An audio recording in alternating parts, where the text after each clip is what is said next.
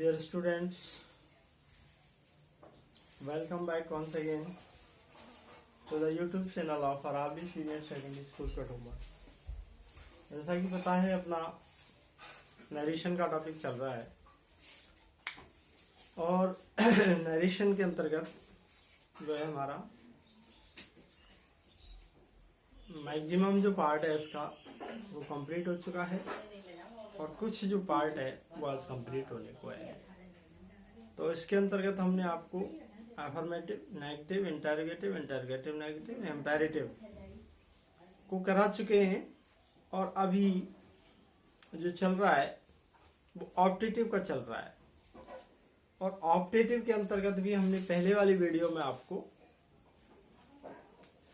जो है वो आशीर्वाद, श्राप, शुभकामना इत्यादि के जो होते हैं वो हमने आपको पहले वाली वीडियो में बता दिए थे। अब उसमें जैसे यू लिव लॉन्ग है, इस तरीके से है। अच्छा, उसमें एक देखने वाली बात ये भी है, पहले वाली वीडियो में जो हमने बताया था उसमें आपको ये देखना है। जैसे मान लीजिए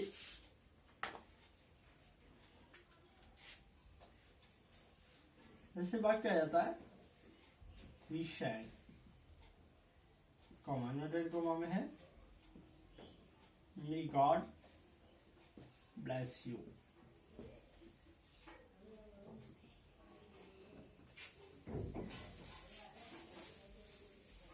तो इस तरीके के जो सेंटेंसेस को कैसे बनाएंगे? He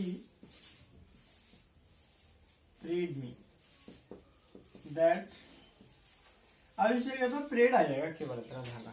क्या आ जाएगा? प्रेड, क्योंकि भगवान से अपन कोई प्रार्थना करते हैं। अब वही that God might bless me, इस तरीके से। यानी कि अगर भगवान से कोई बात अपन कह रहे हैं, मतलब कोई प्रार्थना कर रहे हैं, तो उसकी जगह क्या आता है? साइड के स्थान पर प्रेड आ जाता है। ये आपको ध्यान रखने वाली बात है। अब अपन जो बताने वाले हैं आपको, मैंने बताया था गुड मॉर्निंग है, गुड इवनिंग है, गुड बाय है। ये जो वाक्य होते हैं ये भी किसके अंतर्गत आते हैं? ये सेंटेंसेस भी जो है वो ऑप्टेटिव के अंतर्गत ही आते हैं। और इस तरीके के सेंटेंस जो ऑप्टेटिव के अंतर्गत आते हैं तो उनको किस तरीके से बनाया जाता है? तो गुड बाय, गुड नाइट या गुड इवनिंग वाले वाक्य कैसे बनाएंगे देखिए। तो इस तरीके के वाक्यों का बनाने का एक सिस्टम होता है। क्या होता है? देखो, इस तरीके के वाक्यों में तो आरबी में तो क्या लगाते हैं? बेड लगाते हैं। क्या लगाते हैं? Bed, note. यदि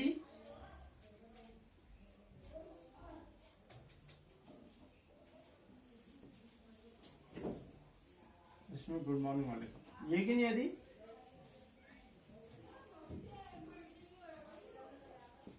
गुड मॉर्निंग है तो बेड ना लगाकर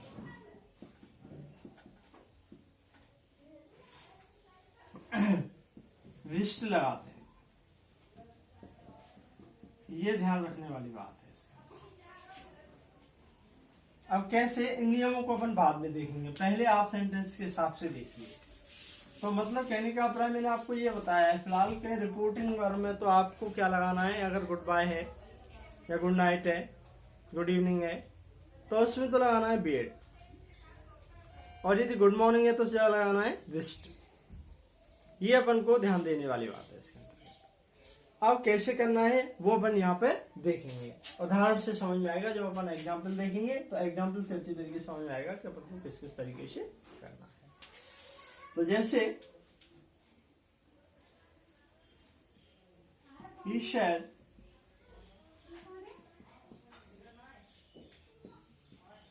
goodbye माय फ्रेंड। अब एक बात ये ध्यान देना कि किससे बन रहा है, ये जो वाक्य है वो गुड बाय से, गुड बाय है, यानी आरएस का वाक्य में क्या है, गुड बाय। तो ऐसी कंडीशन में आपको ये देखना कि आरएस के वाक्य में इससे मतलब नहीं, किसी में भी अगर कॉमा लगा करके या पहले या लास्ट में अगर कोई नाउन दे रखी है, इसको बोलते हैं वोकेटिव केस। तो इस कंडीशन में ये जो है ना, ये इसका क्या होता है, ऑब्जेक्ट होता है। ये रिपोर्टिंग वर्ब का क्या माना जाता है, ऑब्जेक्टिव केस। क्यों माना जाता है, क्योंकि उसने अपने फ्रेंड से ही तो कहा था गुड बाय, तो ये इसका क्या माना जाता है, ये इसका ऑब्जेक्ट माना जाता है। इस वाक्य को अपन यूं भी लिख सकते हैं,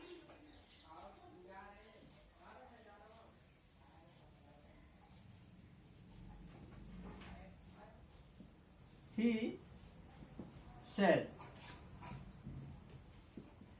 to his friend goodbye, यूं भी बना सकते हैं इसको। तो ये ध्यान देने वाली बात ये है कि इस तरीके के जो वाक्य है ना, इन पर ये ध्यान देना आप कि ये ऐसी कंडीशन में ये क्या होता है, इसका ऑब्जेक्ट होता है। किसका, ये इसका ऑब्जेक्ट होता है, कौन से वाले का, रिपोर्टिंग वर्ब का। तो कैसे बनाएंगे, ही, अब इस जगह क्या लिखेंगे, ही वेड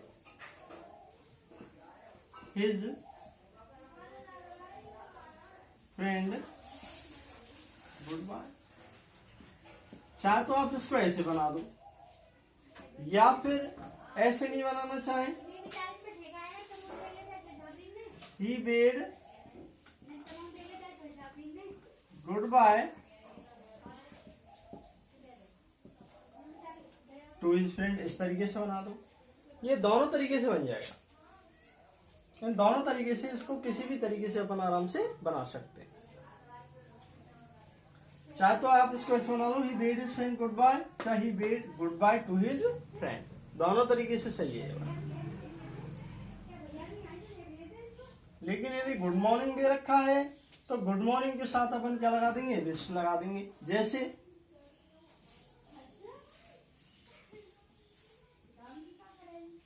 he said comma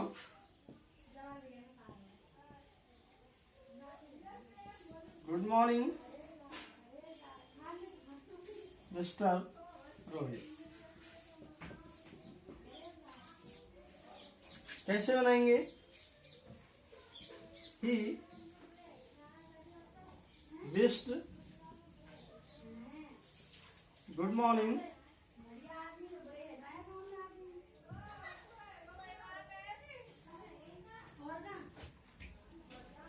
to Mr. Rohit. इस तरीके से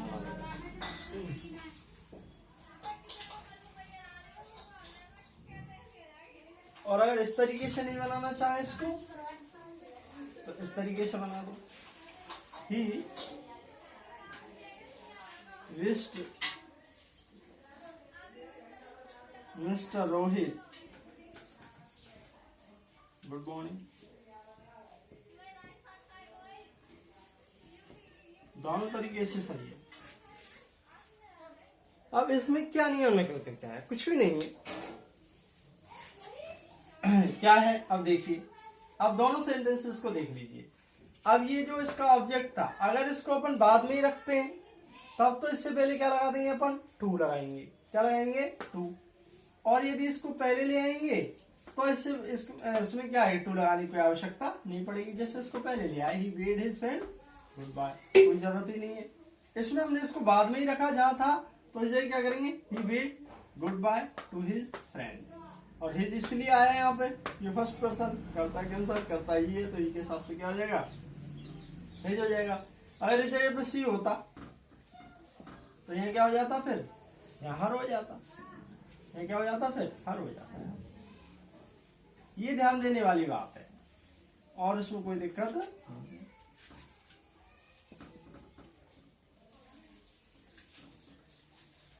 तो क्या है, कुछ भी नहीं है, बहुत ईजी है। देखिए कैसे,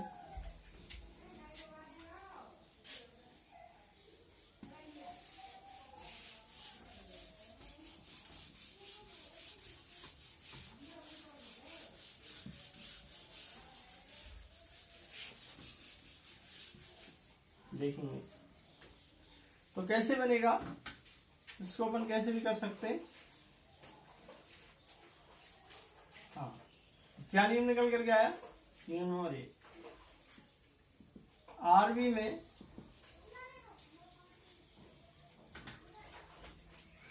यदि आरएस में गुड मॉर्निंग है तो आरबी में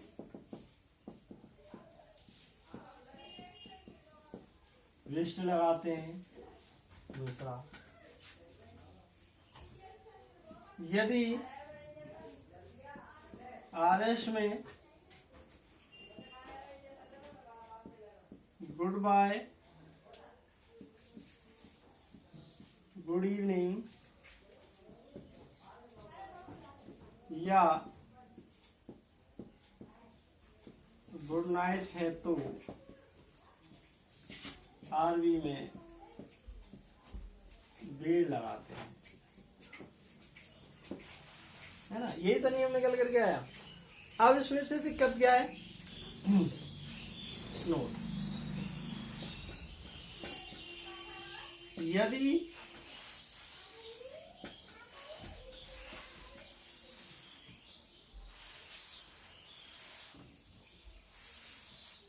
आरएस के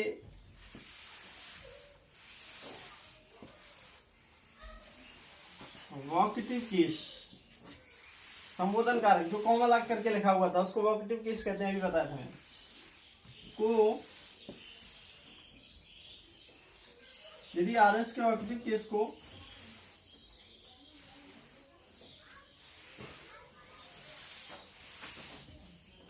गुड मॉर्निंग,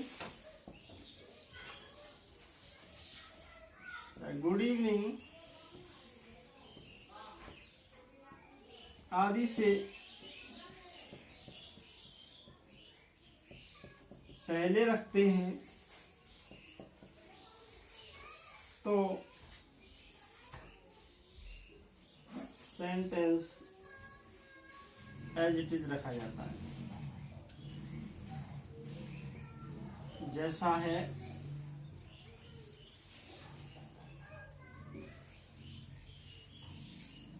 वैसा ही रखा जाता है। और यदि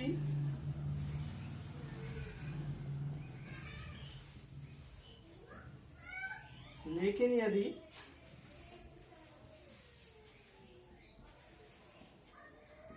बाद में रखते हैं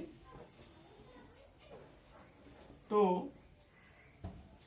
उससे पहले टू लगाते हैं। ये नियम निकल करके आया, इसमें और क्या दिक्कत है। बस इतना कुछ ज्यादा बहुत ज्यादा इतना रटने की आवश्यकता नहीं। दो चीज ध्यान रखो, goodbye, good evening, good night दे रखा है तो बेड लगा दो सेट के स्थान पे, और यदि गुड इवनिंग गुड मॉर्निंग दे रखा है तो विस्ट लगा दो। रही बात उसको संबोधन कारक की, जो उसमें कॉमा लगा करके जो सब्जेक्ट लिखा हुआ है उसको वोकेटिव केस बोलते हैं, तो उसको या अगर आप बाद में रखोगे तो उससे पहले टू लगा दो, उसको पहले ले आएंगे तो कोई कुछ भी लगाने की आवश्यकता नहीं है। इस तरीके से हो जाएगा। ये ध्यान रखने वाली बात है इसके अंतर्गत। और क्या है, और देखिए जैसे, लेकिन एक बात ध्यान रखने वाली बात यह है कि जैसे वाक्य आ गया मान लीजिए, और देखिए उदाहरण,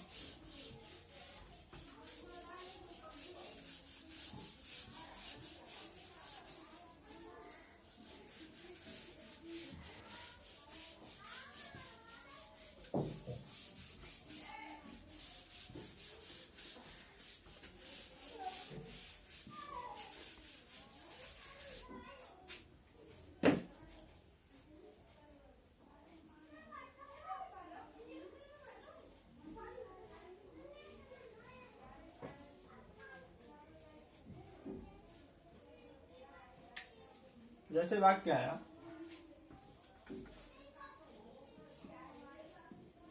he said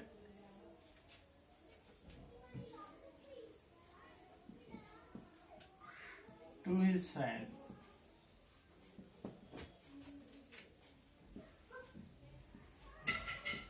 goodbye।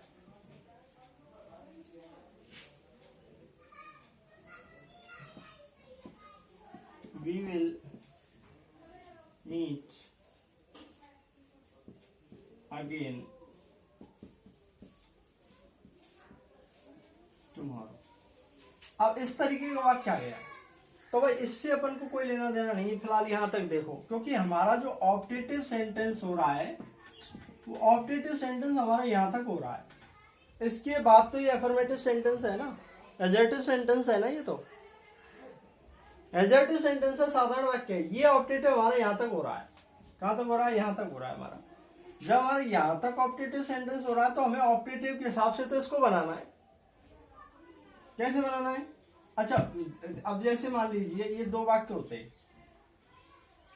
अब जैसे कैसे रहेंगे, पहले यहां तक देखो, इस पर आप ध्यान ही मत दो कि ये भी लिखा हुआ है, तो कैसे बनाएंगे इसको, ही, अब सेड के स्थान पर क्या आ जाएगा, बेड आ जाएगा, सेड टू के स्थान पर, बेड हिज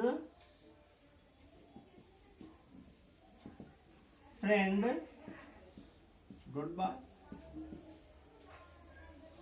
अब या तो आप इसको ऐसे बना दो, या आप इसको ऐसे नहीं बनाना चाहें तो ऐसे बना दो, he bid good bye to his friend, कैसे बना दो इसको, दोनों तरीके से है। अब यहां तक ये हमारा पूरा हो गया, या फिर मैंने अभी बताया था he bid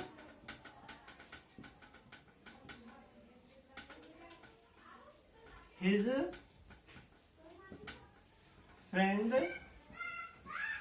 गुड बाय। अब यहां तक तो इस तरीके से हो गया ये। अब इसको ये इसमें ये भी दे रखा है, तो इसको कैसे बनाएंगे, क्योंकि भाई अब तो वाक्य साधारण हो गया ना, ये वाक्य आप तो जो समझो, एक वाक्य यहां तक पूरा हो गया, और दूसरा वाक्य कैसे लिखा हुआ था, एक वाक्य हो गया, दूसरा कैसे लिखा हुआ था, he said to his friend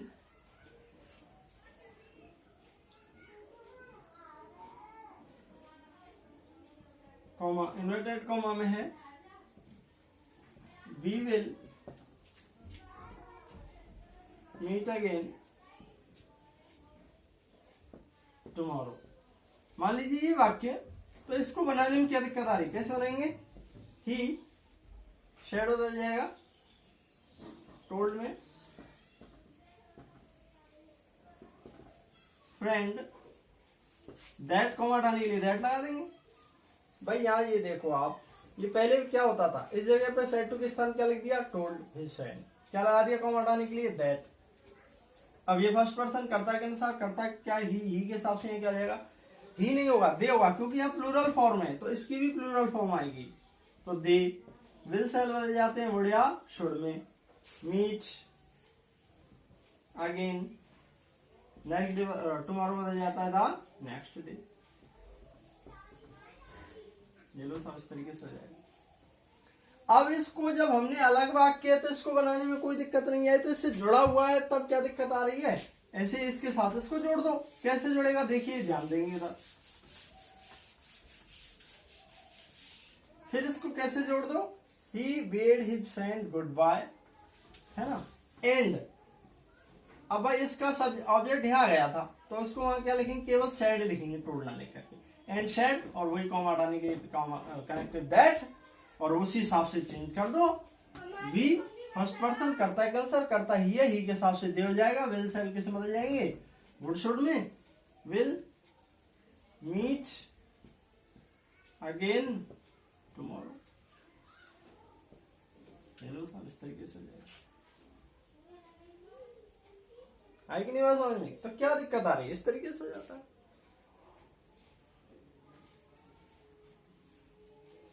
अगर वह कैसे नहीं होता, और देखो एक दूसरा उदाहरण दे करके बताता हूं,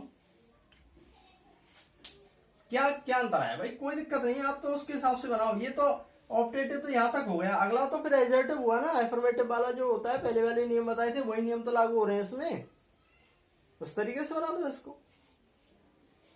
अब देखिए, अब मान लीजिए वाक्य कैसे नहीं होता, वाक्य कैसे होता, और देखिए उदाहरण दूसरा बताता हूं।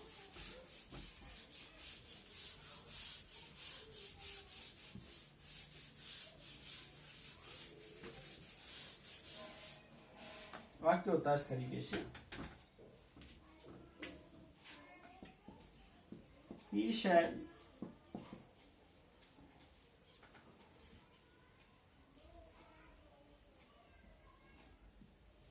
to me, comma inverted comma में है, गुड मॉर्निंग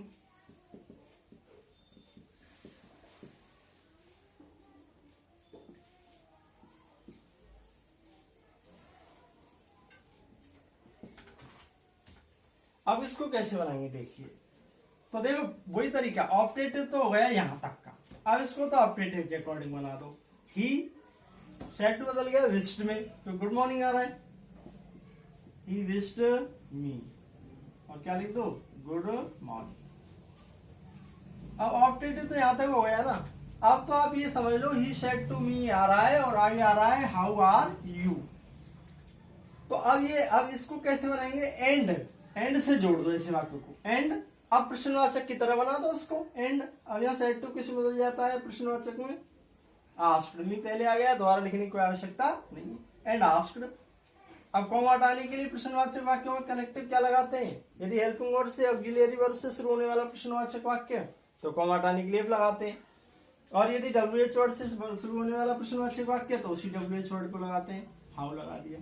अब इसके बाद क्या करो, वाक्य को साधारण बना करके लिखते हैं ना, प्रश्नवाचक को साधारण बनाते हैं, साधारण बनाएंगे, सबसे पहले सब्जेक्ट आएगा, इसमें सब्जेक्ट यू है, यू सेकंड पर्सन बदलेगा ऑब्जेक्ट के अकॉर्डिंग, और ऑब्जेक्ट मी है तो मी के हिसाब से जाएगा आई, और ये हमारे बदल जाएंगे किसमें, तो ये वाक्य बना, he wished me good morning and asked how I was, इस तरीके से बन जाएगा आराम से।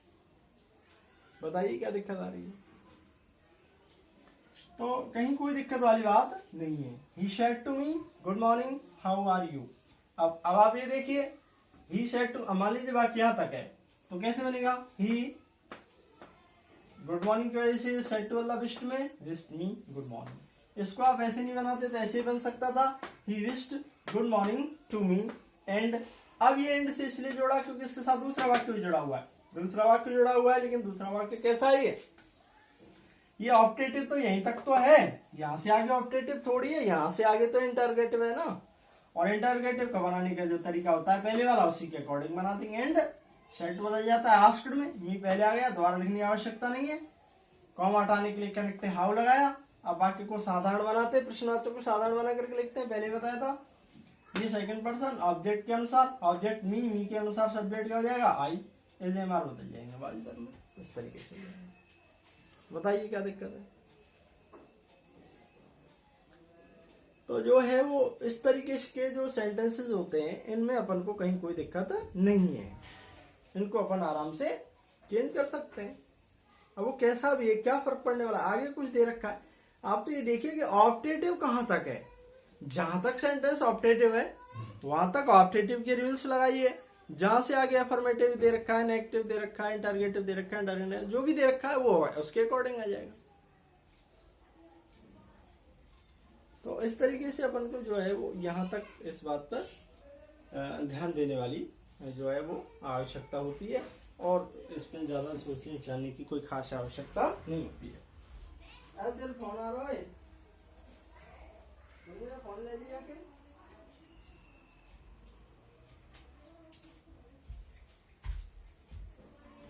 तो इस तरीके से अपन इनको आराम से बना सकते हैं। बताइए क्या दिक्कत आ रही है भाई, ज्यादा सोचने की इसलिए आवश्यकता नहीं पड़ रही है क्योंकि आप तो ये देखो, जैसे मान लीजिए लिखा हुआ है वाक्य, अब ऐसे होता, मान लीजिए वाक्य दोबारा देखेंगे, जैसे मान लीजिए ये होता वाक्य, ये होता है, यहाँ तक देखो आप, एक वाक्य होता है यहाँ तक,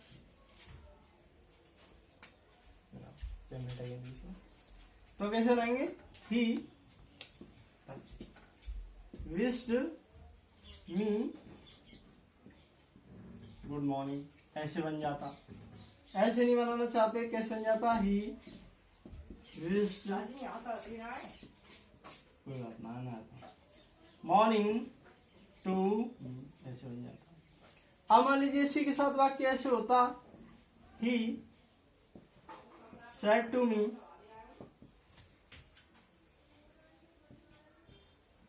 हाउ आर यू, ऐसे होता वाक्य, इसको कैसे बनाते? ही आस्क्ड मी, कॉमा हटाने के लिए कनेक्टिव। अब आपको पता ही है वाक्य प्रश्नवाचक है और रिपोर्टेड स्पीच का वाक्य प्रश्नवाचक है, तो कॉमा हटाने के लिए कनेक्टिव क्या लगाएंगे? उसी WH वर्ड को लगा देते हैं, तो हाउ। और आपको पता है कि वाक्य प्रश्नवाचक होता है तो इसको साधारण बनाते हैं। साधारण बनाते हैं तो सबसे पहले सब्जेक्ट आएगा। सब्जेक्ट क्या है इसमें? यू सेकंड पर्सन ऑब्जेक्ट के अनुसार। ऑब्जेक्ट मी के हिसाब से क्या हो जाएगा? I was. इंटरोगेटिव साइन को हटाकर फुल स्टॉप लगा दो। प्रश्नवाचक चिन्ह को हटा करके फुल स्टॉप का यूज करते हैं। तो he asked me how I was. अब आप इसको इसके साथ जोड़ के देखिए, इसी के साथ जोड़ेंगे तो कैसे जोड़ेंगे भाई? जब बाकी को दूसरे को इसके साथ जोड़ रहे हैं तो अपन क्या करेंगे? एंड से जोड़ेंगे। ये लो सब एंड लगा दिया। अब एंड लगा दिया तो आप ये देखिए कि जो मी है वो ऑलरेडी उसमें ही दे रखा है और सेड बदल जाएगा किसमें? आस्क्ड में। मी पहले आ रहा है, दोबारा लिखने की आवश्यकता नहीं है। कॉमा हटाने के लिए वही तरीका, हाउ आई वाज। बताओ क्या दिक्कत आ रही है? आप तो ये सोचो अलग वाक्य, उसके अकॉर्डिंग बन जाएगा। तो इसमें अपन को जो है वो ज्यादा कहीं कोई ज्यादा सोचने विचारने की कोई खास आवश्यकता नहीं होती है। ये हमारे जो है आपके लिए कौन से वाले हो गए? ऑफ डिटेल सेंटेंस हो गए। कैसा भी दे रखा है आगे उसके साथ, अगर प्रश्नवाचक दे रखा है तो प्रश्नवाचक के नियम लागू होंगे, साधारण दे रखा है तो साधारण के नियम लागू होंगे, उसी के अकॉर्डिंग बनाएंगे। ये ध्यान देने वाली बात है इसके अंतर्गत ऑपरेटिव में, और कहीं कोई परेशानी वाली बात नहीं। अब मेरे ऑपरेटिव में आपको चाहे वो गुड मॉर्निंग गुड इवनिंग वाले हों, चाहे वो विश कर्स ब्लेस वाले हों, वो सारे के सारे मैंने आपको यहाँ पर बता दिए। अब अपन जो बताने वाले हैं, अपन जो बात करने वाले हैं, अभी अपन जो बात करेंगे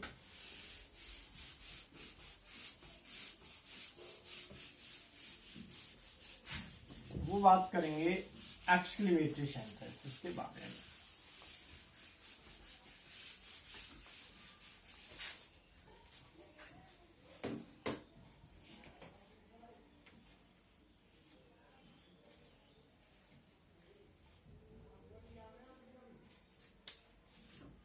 अब अपन बात करेंगे एक्सक्लेमेटरी सेंटेंसेस, यानी विस्मयादिबोधक वाक्य। इन्हें कैसे वाक्य बोलते हैं? विस्मयादिबोधक वाक्य बोलते हैं, एक्सक्लेमेटरी। एक्सक्लेमेटरी जो सेंटेंसेस होते हैं उनको विस्मय का भाव होता है, और इनको पहचानते कैसे हैं? देखो इनमें क्या है? एक्सक्लेमेटरी साइन, जैसे ऑप्टेटिव में लगा हुआ होता था ना इसको, ऐसा साइन लगा हुआ आता है, चिन्ह। और इसके अंतर्गत इंटरजेक्शंस आते हैं, विस्मयादिबोधक शब्द। अब विस्मयबोधक वाक्य होते कैसे हैं वो देखिए। विस्मय का भाव होता है, जैसे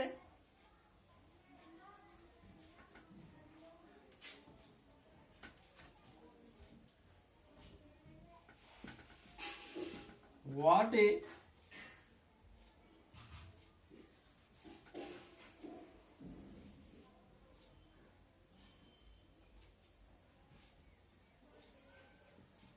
beautiful sea, what a beautiful सी।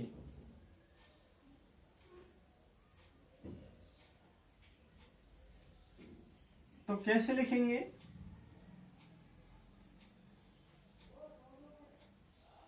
अब ये जो है इससे हमें पता लग रहा है ये वाक्य कैसा है? एक्सक्लेमेटरी है, विस्मयबोधक वाक्य है। और देखिए जैसे मान लीजिए वाक्य ऐसे नहीं होता, हाउ नाइस इट इज।